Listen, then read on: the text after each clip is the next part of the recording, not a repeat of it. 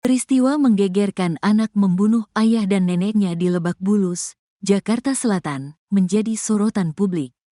Kini, anak yang masih remaja berusia 14 tahun itu telah diamankan di Polsek Cilandak. Kepolisian pun kini masih mendalami motif pembunuhan yang dilakukan remaja 14 tahun tersebut. Diketahui pelaku adalah remaja berinisial Mas. Ia membunuh ayah berinisial APW dan neneknya berinisial RM. Dalam kasus pembunuhan ini, kata Kapolsek Cilandak Kompol Febriman Sarlase, selain ayah berinisial APW dan neneknya RM, Mas juga diduga menikam ibunya. Namun, sang ibu selamat dari kejadian berdarah itu. Hanya saja, sang ibu yang juga menjadi target pembunuhan ini mengalami luka berat dan kini tengah mendapat perawatan di Rumah Sakit Fatmawati. Dalam kasus ini, Mas diketahui menghabisi nyawa ayah dan nenek menggunakan senjata tajam jenis pisau. Keduanya meninggal akibat luka tusuk di tubuhnya. Informasi dari rekan yang sudah di TKP tadi, dari rekan-rekan security sementara diduga senjata tajam berupa pisau. Ada beberapa luka tusuk yang mengakibatkan meninggal dunia, jelas Kompol Febriman Sarlase saat dikonfirmasi, Sabtu, tanggal 30 November tahun 2024.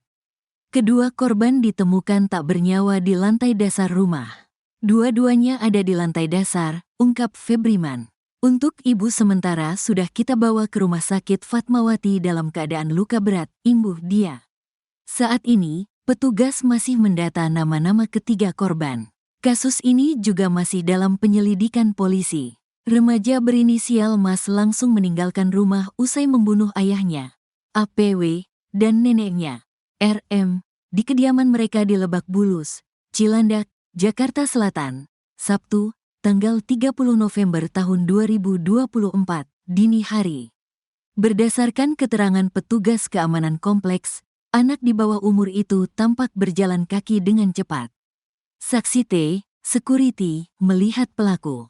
Saat itu, awalnya, pelaku berjalan dengan cepat di Taman Blok A perumahan Taman Bona Indah, ujar Kabid Humas Polda Metro Jaya Kombes AD Arisyam Indradi dalam keterangannya, Sabtu.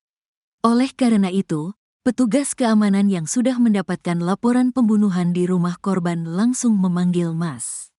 Lalu, saksi AP memanggil pelaku dan tiba-tiba pelaku berlari ke arah lampu merah Karangtengah, ucap Ade Ari. Melihat Mas berusaha melarikan diri, AP meminta bantuan melalui Handi Talki, HT, kepada saksi GP dan T. Saksi T bersama dengan saksi G langsung menangkap pelaku, yang saat itu pada bagian tangan kanan dan tangan kiri serta pakaian pelaku terlihat berlumur darah, kata Ade Ari.